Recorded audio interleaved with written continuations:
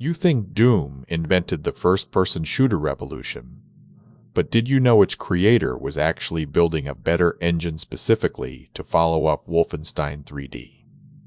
To understand the timeline, we must look at the roots of Wolfenstein 3D. It was simply the third installment in a series inspired by the classic 1981 game Castle Wolfenstein. In late 1981 game Castle Wolfenstein. In late 1992, right after Wolfenstein 3D and its sequel Spear of Destiny were released, John Carmack proposed the concept for Doom to utilize his new engine designs. This aggressive shareware marketing campaign was actually pioneered by Wolfenstein 3D first, creating a blueprint that Doom would later repeat with even greater commercial success. While we focus on the leap from Wolfenstein to Doom in 1993, experts remind us not to forget the vital jump from the 1984 game Catacomb to Wolfenstein.